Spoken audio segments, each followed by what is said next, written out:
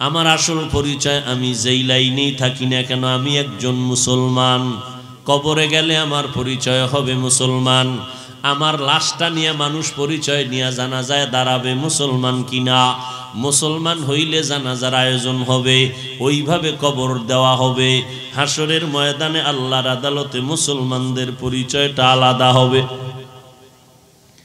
যারা রবের পরিচয় চায়, রবের সাথে মোলাকাত করতে চায়, তাদের জন্য কর্মসূচি দুইটা। আগে তুমি চিন্তা করবা রবের সাথে পরিচয় হইয়া তারপরে সাক্ষাতের জন্য অন্তরে তামান্না তৈরি করো। রবের সাথে মোলাকাতের তামান্না অন্তরে তৈরি কেন হয় না? রবেরে আমরা ভালো করে চিনি না। কারণটা কি? রবকে না চিনার কারণ হলো আমি আমাকে এখনো চিনতে পারি না। আমি আমাকে চিনি নকল ঠিকানায়। আমার টাকার অভাব নাই, আমার বাড়ির অভাব নাই, আমার গাড়ির অভাব নাই। এগুলো সব নকল ঠিকানা, কিছুই আমার সঙ্গে যাবে না। অন্ধকার কবরে যেদিন আমাকে রেখে সব বিদায় হয়ে চলে যাবে, ওই সময় আমার কাছে টাকার হিসাব চাবে না, সম্পদের হিসাব চাইবে না, আমার কোনো কোয়ালিটির হিসাব চাইবে না। মুসলমান হিসাবে আমাকে তিনটা প্রশ্ন করা হবে। রবের পরিচয় দাও, ধর্মের পরিচয় দাও, রাহমাতুল লিল আলামিনের পরিচয় দাও। তুমি যেই লাইনের হও না কেন, তুমি ধনী না গরিব, তুমি শিক্ষিত না মূর্খ, প্রশ্ন হবে তিনটা।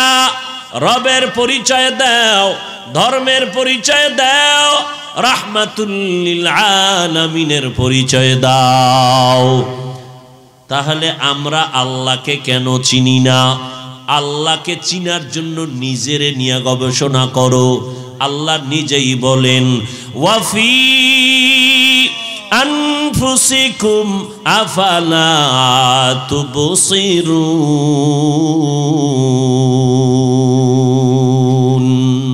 ও বান্দা, নিজের মধ্যে নজর করে দেখো, আমি আল্লাহ তোমারে কেমন সুন্দর করে বানাইলাম। রবের পরিচয়টা নাও, তখন দিলের মধ্যে তামান্না শুরু হবে রবের মোলাকাতের। আর যখন রবের মোলাকাতের তামান্না দিলের মধ্যে শুরু হয়ে যাবে, তখন তোমাকে কেউ আটকাইয়া রাখতে পারবে না। দুনিয়া তোমার একদিক চলে যাবে, রবের মোহাব্বত আলাদা হয়ে যাবে। রবের মোহাব্বত আর ইশক যখন তোমার অন্তরে জায়গা করে নিবে, তখন বান্দা তোমাকে দুনিয়ার কেউ ইমানের থেকে পিছনে নিতে পারবে না। রবের পরিচয়টা নিতে যদি চাও, নিজের নিয়ে একটু গবেষণা করে দেখো, কেমন রব আমার আল্লাহ। আমাকে আল্লাহ এত আদর করে বানাইছেন। আসমান 7টা বানাইছেন, জমিন 7টা বানাইছেন। এক এক আসমান থেকে আর এক আসমানের মাঝখানে 500 বছরের দূরত্বের ফাঁকা মহাশূন্য। এইভাবে 7টা মহাশূন্য, 7টা আসমান বানাইলেন, 7টা জমিন বানাইলেন। ফি সিত্তাতি আইয়াম। আল্লাহ বলেন, আমি মাত্র 6 দিনের মধ্যে 7 আসমান বানাইছি। আজকে এই সুন্দর প্যান্ডেল, ছোট এক প্যান্ডেল, কি পরিমাণ খুঁটি লাগানো আছে। পারে না ডেকোরেশনওয়ালারা আরো খুঁটি লাগায়, এরপরও দাঁড়াইয়া থাকতে কষ্ট। একটা তুফান আসলে সব ভেঙ্গে যাবে। আল্লাহ কয়, নজর করে দেখ, এত সুন্দর আমি আল্লাহ 7টা আসমান বানাইছি। সুন্দর পজিশনে আমি আল্লাহ সেট করে দিলাম। নিচের থেকে কোনো খুঁটিও নাই, উপর থেকে কোনো রশির টানাও নাই। আমি আল্লাহ এত বিশাল আসমান আর 7টা জমিন বানাইলাম মাত্র কয়দিন? ফি সিত্তাতি আইয়াম, মাত্র 6 দিন।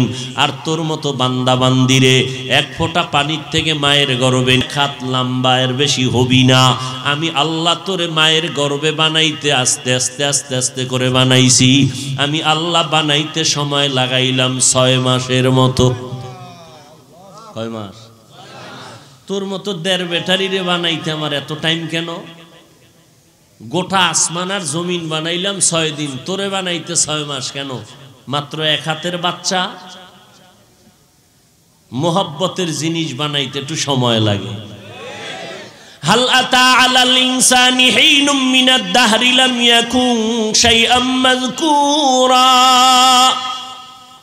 ইন্না খালাকনাল ইনসানা মিন নুতফাতিন আমশাজিন নাবতালিহি ফাজআলনাহু সামিআম বাসীরা। তোমার কোনো অস্তিত্বই ছিল না, আমি আল্লাহ নাপাক পানির মাধ্যমে তোমার অস্তিত্ব দিলাম।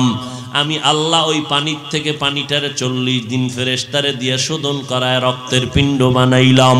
ইকরা বিসমি রাব্বিকাল্লাযী খালাক, খালাকাল ইনসানা মিন আলাক। আমি আল্লাহ ইনসান বানাইছি জমাট রক্ত থেকে। কেমন সুন্দর করে বানাইছি জানোনি?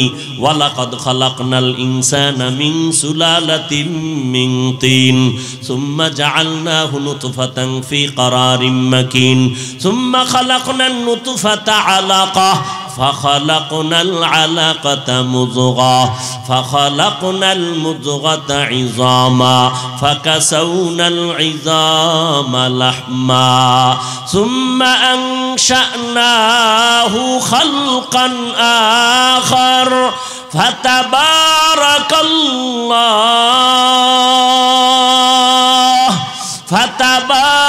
الله أحسنُ الخالقين।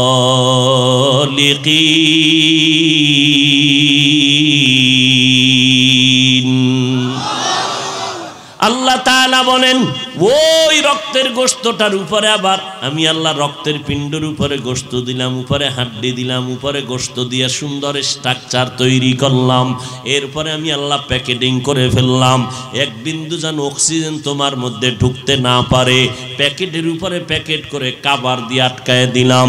মায়ের গর্ভের মধ্যে যখন আমি রুহুটা দান করলাম, তোমার হাতে পায়ের নড়াচড়া যখন শুরু হয়ে গেল, মা অস্থির হয়ে গেছে, খানার প্লেটটা নিয়ে খাইতে পারে না, প্লেটটা ঠেলে আবার বিছনায় গড়াগড়ি খায়, চোখের পানি ছেড়ে কান্না করে। তুমি বাচ্চার পায়ের লাথি মায়ের কলিজায় লেগে গেল। জীবনের চামড়া খুলে যদি মায়ের জুতা বানাইয়া দাও, কোনদিন মায়ের ঋণ আদায় হবে না রে সন্তান। এতটা মা তোমাকে নিয়ে কষ্ট করেছে। আমি আল্লাহ তোমার পেটে ক্ষুধা লাগছে, জবান মুখ দিয়ে কোনো খানার ব্যবস্থা করি নাই। মায়ের নাভির সাথে তোমার নাভিতে তার লাগাইয়া খানার আয়োজন করেছি, পেটের ক্ষুধা নিবারণ করেছি। দুনিয়াতে আসার পর বান্দা তুমি কি খাইবা? দুনিয়ার কোনো তৈরি করা খানা খেতে পারবা না। তোমার আব্বা আম্মা কোনোদিন মোনাজাত দিয়া কয় নাই, আল্লাহ আমার গর্বের বাচ্চাটা দুনিয়াতে আসতেছে, কি খাইবে তুমি আগে খানার ব্যবস্থা করো। বাবাও বলে নাই, মাও বলে নাই। আমি তোর কেমন রব, আমি আল্লাহ কুদরতের দ্বারা তোর মায়ের বুকে খানার আয়োজন করে দিলাম। মানুষ ফ্লাক্স বানায়, ফ্লাক্সের মধ্যে গরম পানি, গরম চা রাখে, গরম দুধ রাখে, 24 ঘন্টার বেশি গ্যারান্টি কেউ দেয় না। আর আমি আল্লাহ কেমন কুদরতের এক ফ্লাক্স বানায় দিলাম, ওই মায়ের স্তনে দুধের আয়োজন করে দিলাম।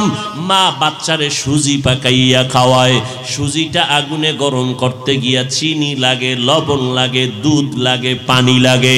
এরপরে গরম করে আবার ফ্যানের নিচে রাইখা ঠান্ডা করে বাচ্চাটারে 2-4 চামচ খাওয়াইয়া সুজিটারে আলাদা রেখে দেয়।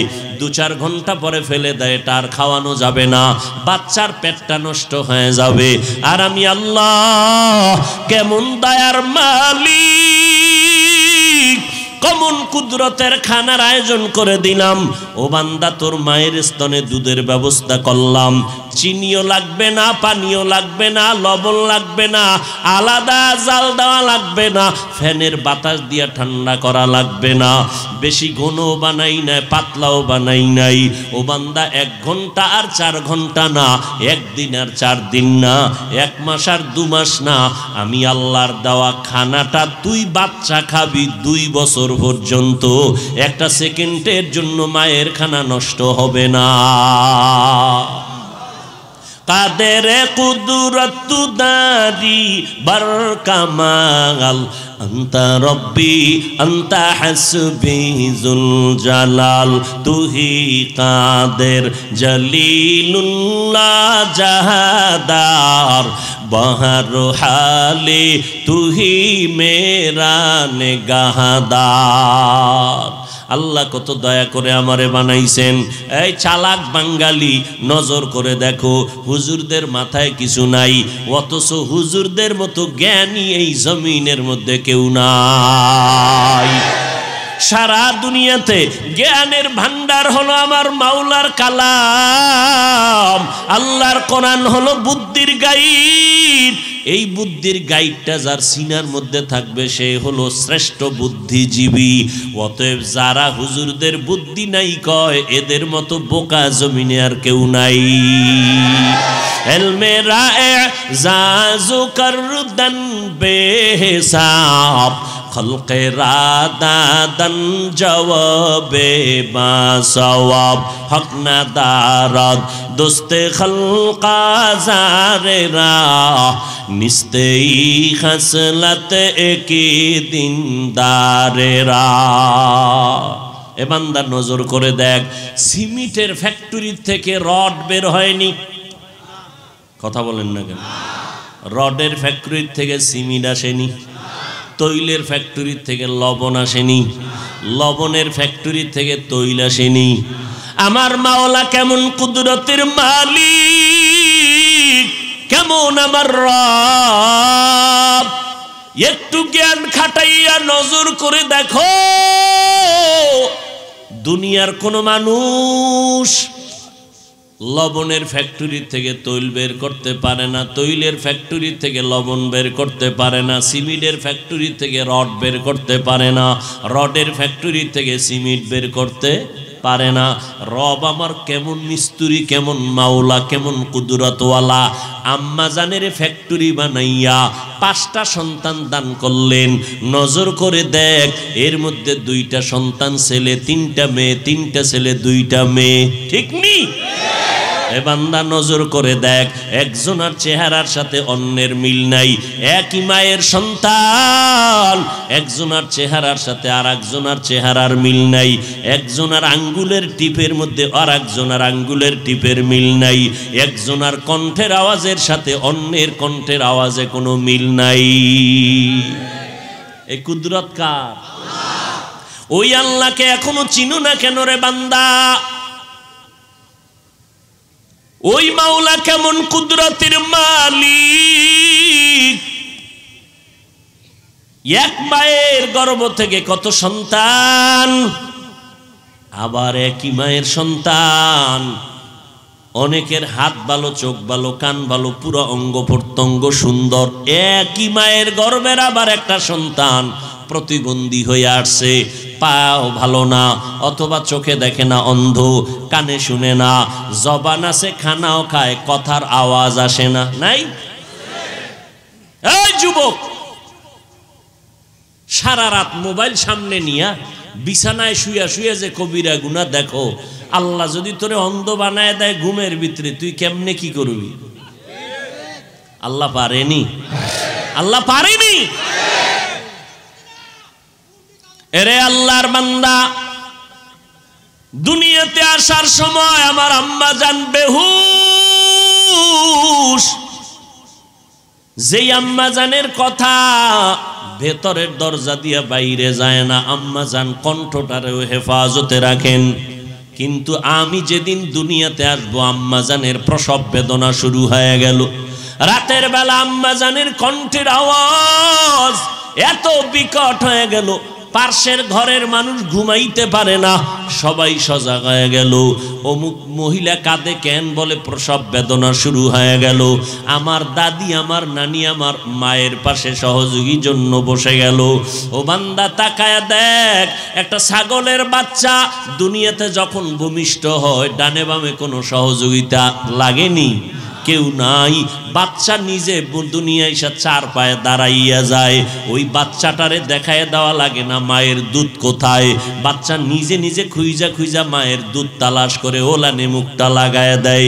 আর আমরা এতটাই দুর্বল, আল্লাহ বলেন ওয়া খুলিকাল ইনসানু যায়ীফা, আমি মানুষ বড় বানাইছি বড় দুর্বল করে।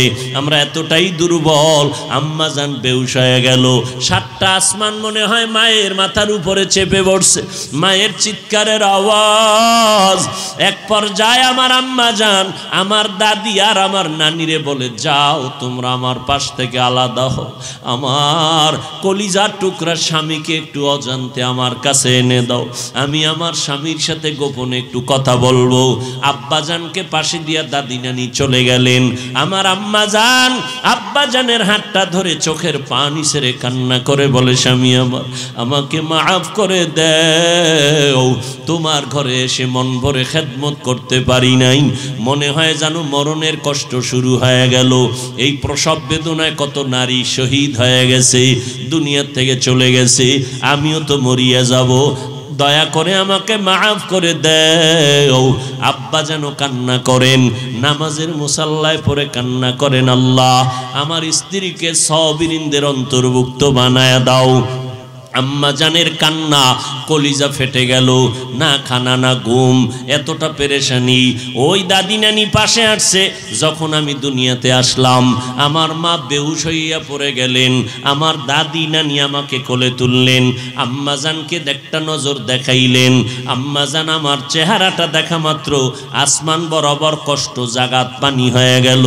সব কুদরতের মালিক আমার আল্লাহ। আমি যখন ছিলাম আমার মায়েরি উদরে,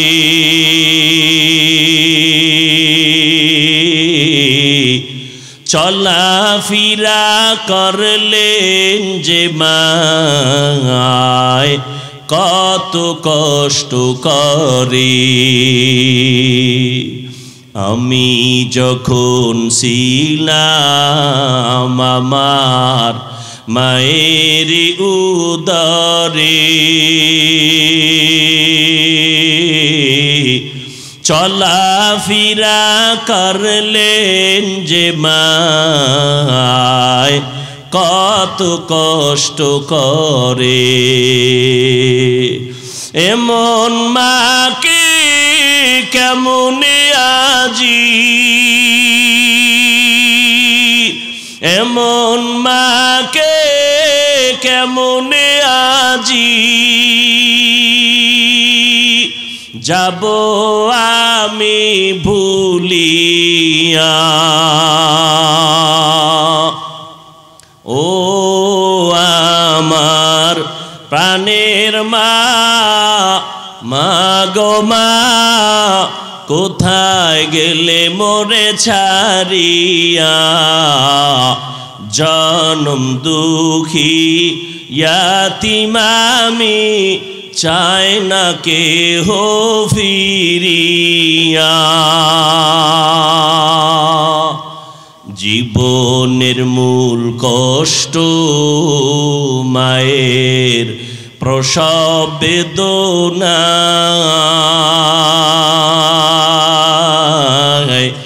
সাত আসমান সাত জমিন তখন মায়েরি মাথায়।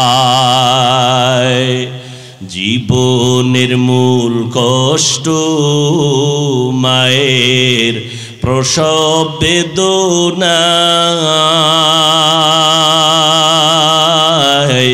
সাত আসমান সাত জমিন তখন মায়েরি মাথায়।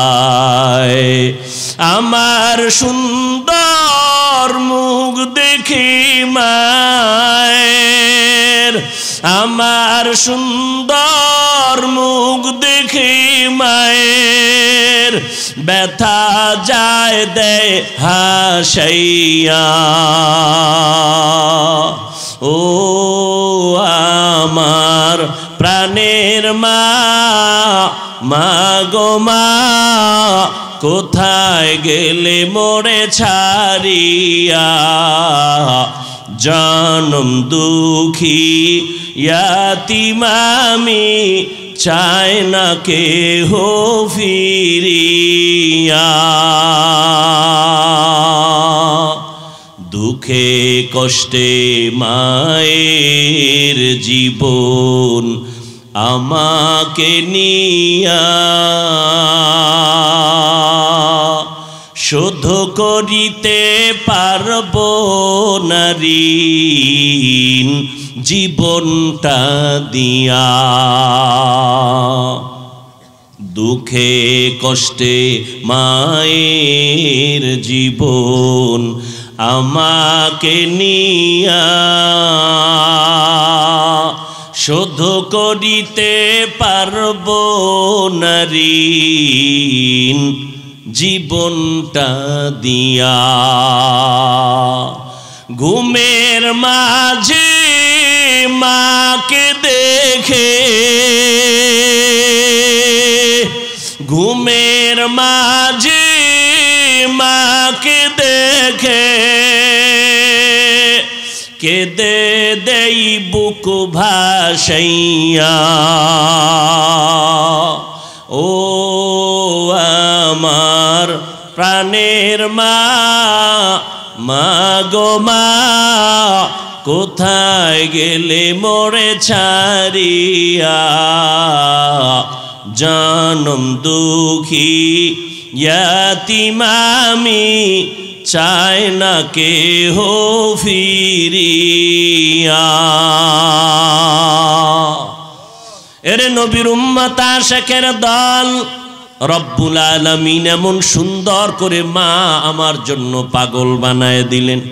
বয়ান শেষ করে বাসায় যাবা বাবা, ঘরের দরজায় গিয়া সালাম দিবা, আম্মাজান ঘুমায় আছে, কোনো আওয়াজ নাই।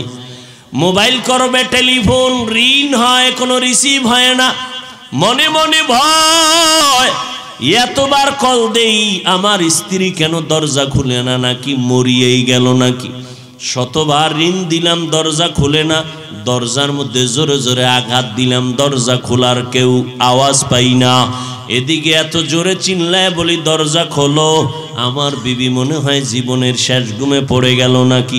এত চিল্লানো, এত মোবাইল করার পরও আল্লাহর বান্দি দরজা খুলে না, টেরই পায় না।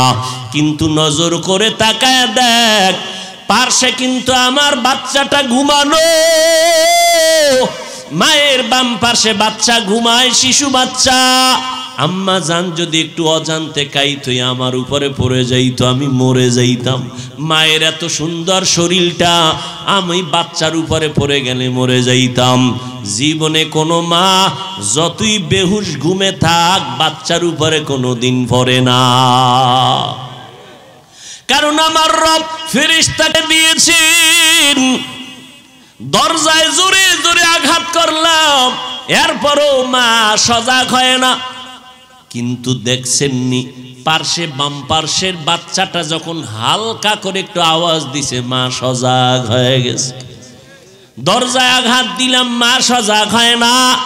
বাচ্চাটা একটু বাম পার্শ্বে, মা কাঁচা ঘুমের মধ্যে, বাচ্চা একটু হালকা আওয়াজ দিছে, মা সজাগ হয়ে গেছে। কেমন কুদরতের মালিক। দুনিয়াতে যেদিন আসছি, কান্না ছাড়া আমার কোনো পুঁজি নাই।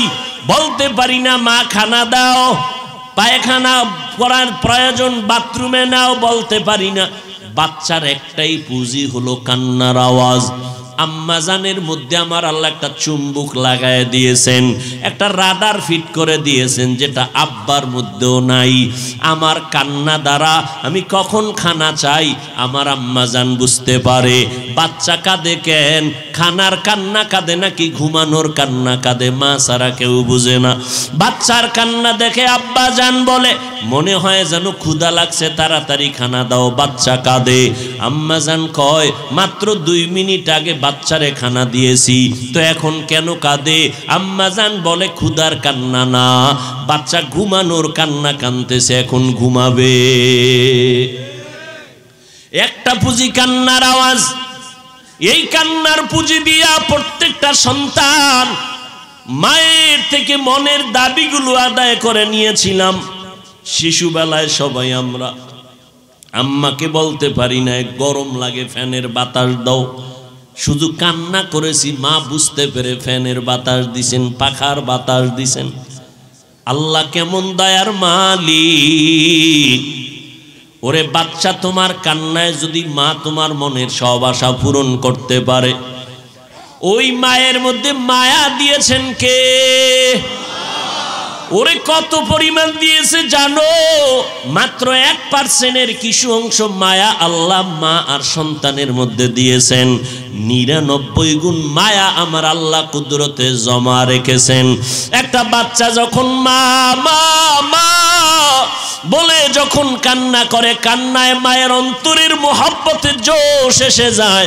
একটা বাচ্চার কান্নায় যদি মাকে পাগল বানাইতে পারে রে গোলাম, তুমি যদি ওই কান্নার পুঁজিটা ধরিয়া আল্লাহকে মোহাব্বত করে নাচতে পারো, তোমার কান্নার কারণে আমার আল্লাহ মোহাব্বতের দরজা দিয়া তোমাকে কেন তোমার দাবি পূরণ করবেন না?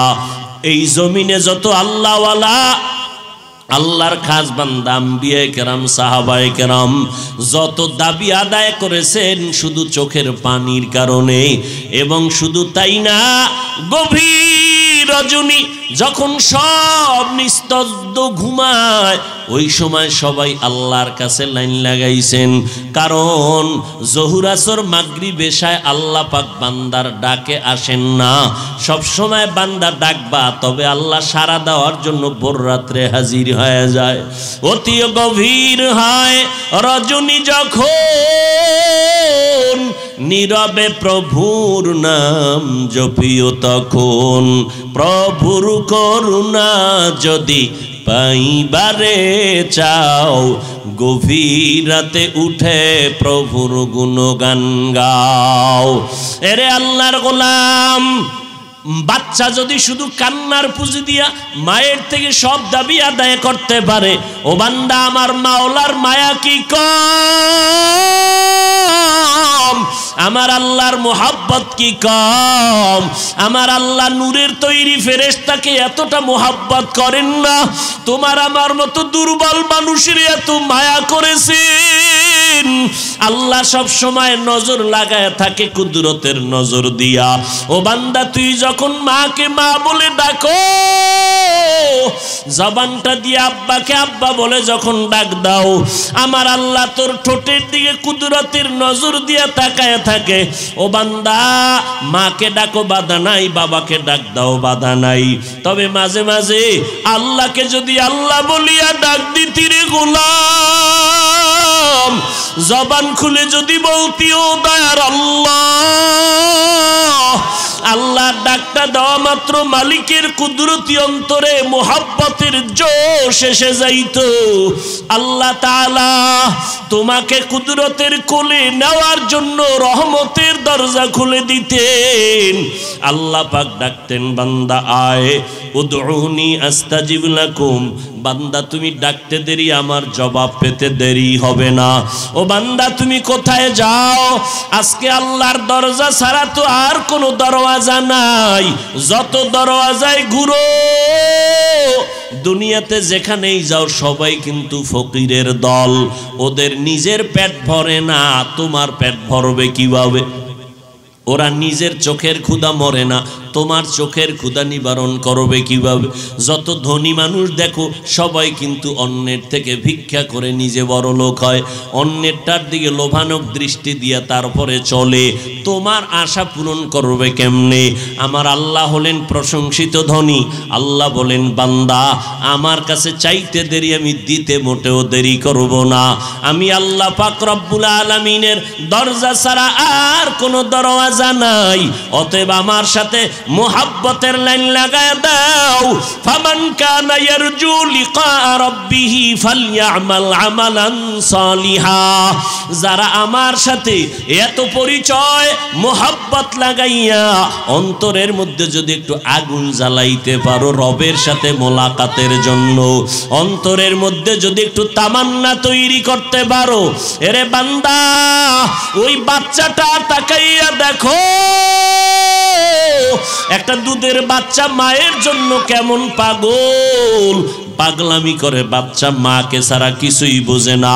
বাচ্চা মায়ের এমন চিনছে, চিনতে চিনতে এখন মা ছাড়া বাচ্চা কিছুই বুঝে না। বা মা মা মা বলে চিল্লায়।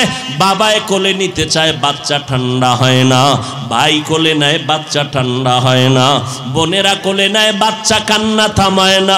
কিন্তু বাচ্চার কান্নাটা এত আবেগ, বাচ্চার কান্না চায় আমার মা কই, আমার মায়ের কোলে উঠলেই আমার কান্না বন্ধ হয়ে যাবে। বাচ্চাটারে যখন হাজারো কাজ ফালাইয়া মা একটু কোলের মধ্যে তুলে নেয়, সাথে সাথে বাচ্চার কান্না বন্ধ হয়ে যায়। রে আল্লাহর বান্দা, কারণটা কি? বাবার কোলে উঠিয়াও বাচ্চা কান্না থামায় না কেন? বলে বাচ্চা মায়ের পাগল হয়ে গেছে, মাকে না দেখে বাচ্চা শান্ত হবে না। ভাইয়ের কোলে গিয়াও শান্ত না, বোনের কোলে গিয়াও শান্ত হয় না, মায়ের কোলে গিয়া বাচ্চাটা শান্ত হয়ে গেল। ঠিক এই জমিনের মধ্যে যারা আমার মাওলার আশেক হতে পারবে, আল্লাহর ইশক আর মোহাব্বত যাদের অন্তরে জমা হয়ে যাবে, আল্লাহকে নিয়ে গবেষণা করতে করতে করতে করতে আল্লাহর কুদরত নিয়ে চিন্তা করবে, আরে আমার কণ্ঠের আওয়াজ দিয়া কে কথা বলাইতেছেন, আমার শ্বাস নিঃশ্বাস বের হয় আবার ভেতরে যায়, কোন কার হুকুমে চলতেছে, আজ আমার সুন্দর কণ্ঠকে দান করলেন। এইভাবে আসমানকে বানাইলেন, জমিনকে বানাইলেন, সূর্যকে বানাইলেন। চিন্তা করতে করতে করতে করতে রবের পরিচয় যখন এসে যায়, তখন রবের সাথে মোলাকাতের একটা ধান্দা ভেতরে আসে, তামান্না তৈরি হয়। তখন বান্দা খুঁজতে থাকে, এত সুন্দর আসমান যিনি বানাইছেন তিনি কত সুন্দর, এত সুন্দর জমিন যিনি বানাইলেন সে আল্লাহ কত সুন্দর, এত সুন্দর চেহারাওয়ালা মানুষ যিনি বানাইছেন সে আল্লাহ কত সুন্দর। ওরে মুসা আলাইহিস সালাম তুর পাহাড়ে গেলেন, আল্লাহর সাথে কথা বলতে বলতে বলতে বলতে এমন মায়া অন্তরে জমা হয়ে গেল। মুসা নবী কয়, ও আল্লাহ, তোমার কথা এত সুন্দর না জানি তুমি কত সুন্দর, আয় আল্লাহ তোমাকে একটু দেখতে মনে চায়, না দেখে যাব না, রব্বি আরিনি। আল্লাহ পাক বলেন, লান তারানি, আমাকে দেখতে পারবা না রে মুসা। আল্লাহর নবী মুসা বলেন, না না দেখে যাব না মালিক, তোমার কথা এমন মজা পাইলাম, তোমাকে না দেখে আর যাব না। আল্লাহ বলেন, আমি একটু নূরের তাজাল্লি পাহাড়ের মধ্যে ছাড়বো, যদি ধৈর্য ধারণ করে তুমি বরদাস্ত করতে পারো, দেখতে পারবা। আল্লাহ পাক মুসা নবীর জন্য তুর পাহাড়ে নূরের তাজাল্লি ছেড়ে দিলেন।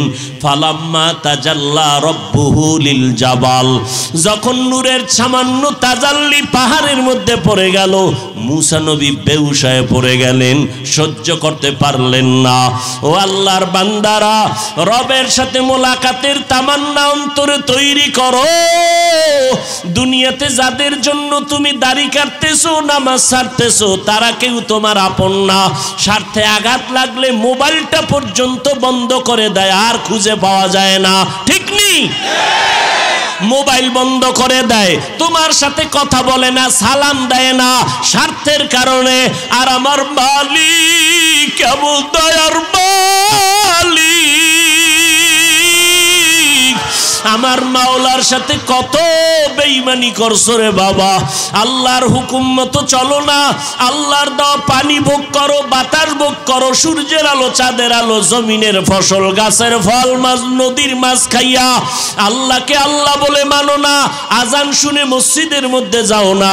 ও বান্দা, আল্লাহর মোহাব্বতের বান্দাদের মোহাব্বত করো না, নিজেও টুপি পরো না, যারা নবীর মোহাব্বতে টুপি পরে তাদেরও পছন্দ করো না, নিজেও জিকির করো না, যারা আল্লাহর জিকির করে তাদেরও পছন্দ করো না, নিজেও হালাল খাও না, যারা হালাল খায় তাদেরও পছন্দ করো না, নিজেও পর্দা করো না, যারা আল্লাহর আইনে পর্দা করে তাদেরও পছন্দ করো না। এত পাপ আর অন্যায় করার পর আমার আল্লাহ রাগ করিয়া তোমার জন্য পানি বন্ধ করেন নাই, রাগ করিয়া বাতাস বন্ধ করেন নাই, আল্লাহ তোমার উপরে বেজার হইয়া খানা বন্ধ করেন নাই, বরং আমার আল্লাহ মোহাব্বতের আওয়াজ দিয়ে ডাকে, বান্দায় ওরে গুনার সাগরে হাবুডুবু খাইস না, আয় ফিরিয়া আয়। ওরে গানে মজা পাইয়া, দাড়ি কামানে মজা পাইয়া, বেপরদায় মজা পাইয়া, ওরে বান্দা তুই নবীর সুন্নতের জবাই করতে গিয়া মজা পাইয়া কোন দিকে যাইতেছ? জান্নাতের দরজা ছাড়িয়া যেদিকেই যাবি সেদিকেই জাহান্নামের আগুন। আগুন। ও বান্দা, জান্নাতের রাস্তা ছাড়িয়া যেদিকেই যাবি সেদিকেই জাহান্নামের আগুন। একটা না দুইটা না 99টা সাপ তোর অপেক্ষায় আছে। ও বান্দা, ফিরে আয়। অত গুনাহ করেছো, একবার 2 ফোঁটা চোখের পানি ছেড়ে তওবা কর। আর মনে মনে আমি মাওলাকে ডাক দেও, দয়ার আল্লাহ, জীবনটা গুনাহে কাটায় দিলাম। আমার গুনার কারণে চোখ না পাক, জিহ্বা না পাক, অন্তর না পাক, গুনার কারণে হাত না পাক। ও আল্লাহ, তুমি গুনার কারণে বেজার হইয়া আমার সম্মানের চেয়ার থেকে ফালাইয়া দাও নাই। ও আল্লাহর বান্দারা একটু গুনার কথা স্মরণ করিয়া মাথা নত করে মাওলার দিকে তওবার নিয়ত করো। দুনিয়াটা কিছুই না রে বাবা। চোখের সামনে কত মানুষের লাশ আর লাশ, ঘুমের ঘরে কত মানুষের লাশ, পানির ভেতরে লাশ, গাড়ির নিচে লাশ। কয়দিন আর বাঁচবারে বাবা? ও যুবক, তোমার মতো যুবক স্কুলে কলেজে পড়িয়াও নামাজ ছাড়ে না, তুমি কেন পারো না? তোমার মতো বান্দা র্যাব, আর্মি, পুলিশ, বিডিআরের চাকরি করে, নামাজ ছাড়ে না, তুমি কেন পারবা না? তোমার মতো বান্দা নদীর মধ্যে মাছ ধরিয়াও নামাজ ছাড়ে না। ও যুবক, পায়ে হাত রেখে বলি, ফিরিয়া আসো, মনটাকে বুঝাও। তোমার মতো যুবক আজকে ব্যবসা করে, হালাল ভাবে নামাজ ছাড়ে না, তুমি কেন পারো না? কৃষি কাজ করে, নামাজ ছাড়ে না, তুমি কেন পারো না? ও মুরব্বীরা, আপনার মতো কত বুড়া বুড়া মানুষ মসজিদে গিয়া নামাজ পড়ে, আপনি কেন পারেন না? ও পর্দার আড়ালের আম্মা জানেরা, আপনার মতো মা কত ধন্য। এই স্টেজে কত সন্তানের মাথায় পাগড়ি দেওয়া হলো, এরা কোরআনের হাফেজ হয়ে গেছে। এদের মা বাবার মতো ধন্য মা বাবার কেউ নাই। ও মা বাবারা, মনটা কি চায় না কোরআনওয়ালার মা হয়ে কবরে যাবেন? এরে আম্মা জান, একজন আলেমের মা হয়ে কবরে যাবেন, একজন হাফেজের মা বাবা হয়ে কবরে যাবেন। ও মা, আপনার এত সম্মান, আপনারা নবীদের মায়ের মতো মা, সাহাবায়ে কেরামের মায়ের মতো মা, আপনাদের এত সম্মান আল্লাহ দান করেছেন। সন্তানটাকে ডাক্তার বানাবেন, তবে আদর্শওয়ালা নবীর মোহাব্বতে বানায়া যান। নবীর আদর্শওয়ালা ডাক্তার বানাবেন, দোয়া পাবে সন্তান, আপনিও পাবেন। নবীর আদর্শওয়ালা ইঞ্জিনিয়ার বানাবেন, স্বামীর মাল হেফাজত করবেন। আপনার মতো কত মা পর্দা করে, হালাল খায়, স্বামীর খেদমত করে, সন্তানকে আদর্শওয়ালা বানানোর মেহনত করে, বেপর্দায় চলে না, নামাজ ছাড়ে না। এরে আম্মা জানেরা, আপনারা কেন পারবেন না? ও যুবতী বোনেরা, আপনার মতো কত যুবতী বোন লেখাপড়া করে, মোবাইলে অযথা সময় নষ্ট করে না, 5 ওয়াক্ত নামাজ পড়ে, মা বাবার বাধ্য হয়ে চলে, গুনাহ থেকে বেঁচে থাকে। ও বোনেরা, আপনারা কেন পারবেন না? আল্লাহর কাছে তওবার নিয়ত করে ফেলেন। ও যুবকেরা, মা বাবার দোয়া নিয়ে সামনে আগাও। মা বাবা মাথায় হাত দিয়ে দোয়া করলে কবুল হতে দেরি হবে না। ওই মা বাবার দোয়ার কারণে আর চোখের পানির কারণে আজ তুমি পরীক্ষায় ভালো নাম্বার পেয়েছো, টাকার মালিক, বাড়ি গাড়ির মালিক হয়েছো। ওই মা বাবার চোখের পানি আর দোয়ার কারণে আর সম্মানের চেয়ারে বসছো। ওই মা বাবার দোয়া নিয়ে আগাও। মা বাবারে আর কষ্ট দিবা না।